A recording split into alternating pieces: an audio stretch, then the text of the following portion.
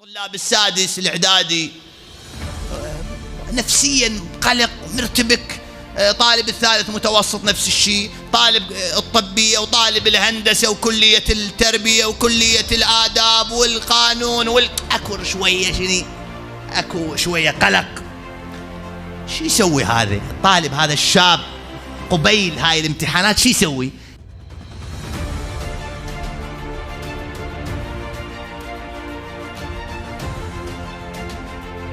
عدة أشياء. أول الأشياء وأهم الأشياء حسن الظن بالله. هاي أول شيء، أن يحسن الظن بالله عز وجل، وأن يعتقد أن الله تعالى قادر على أن يجعله من المبدعين والمتفوقين والعباقرة والناجحين. لا يتصور الله ما واقف وياي أنا كذا، لا، الله مع كل مجتهد في طريقه. فأنت من تحول قرايتك للإنجليزي وللجغرافيا وللفيزياء وللكيمياء قربة إلى الله، اعلم بأن الله سيقف معك. حتى قراءتك خليها لله، فإذا تحولت قراءتك لله صارت شنو؟ عبادة. وإذا صارت عبادة حصلت على الدعم الإلهي والتوفيق الرباني والتسديد الرحماني والرحيمي. هاي النقطة الأولى، احسن الظن بالله. طبعا الإنسان يحسن الظن بالله المفروض في كل مجالات حياته، بس حسن الظن بالله في مجال العلم يورث التوفيق. في أي مجال من مجالات العلم اللي يقرب الإنسان من الله سبحانه وتعالى يورث التوفيق العجيب.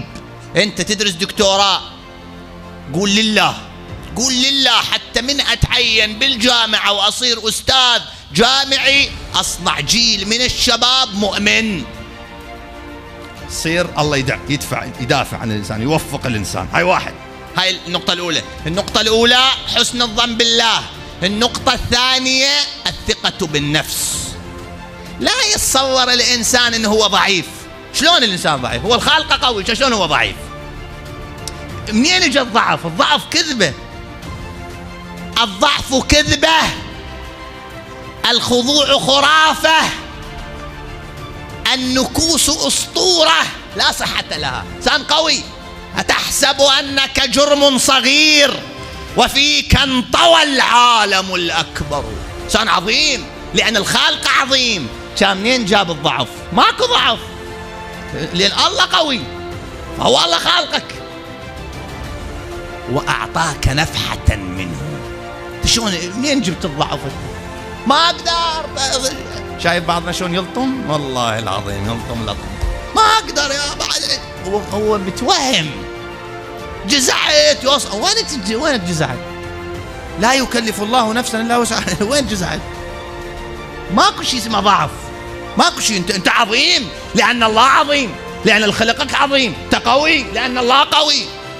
ثلاثة، كل شيء ينجح بالتنظيم. خطة عمل، أهداف، تخطيط، برنامج.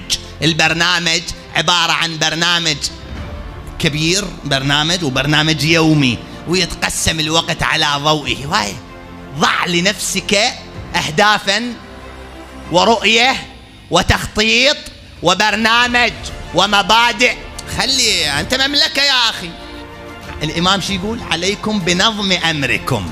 أنت تخلي لك برنامج وتخلي لك رؤية، تخلي لك أهداف وبرنامج يومي ودفتر وكذا وعمل على وفق الدقائق والساعات والثواني. ينجح الإنسان. إنسان يعني هو الله خالقه ناجح، يعني من البداية هو الإنسان ناجح، بس شوية مرات يعني هاي سيارة حياته من تمشي، مرة بنشر، مرة الفيت بام واقف، مرة الراديتر مدري بيه. طبيعي يا أخي. شاتريتك إذا هي الحياة بدون طلايب وتعثرات مو حلوة يا أخي.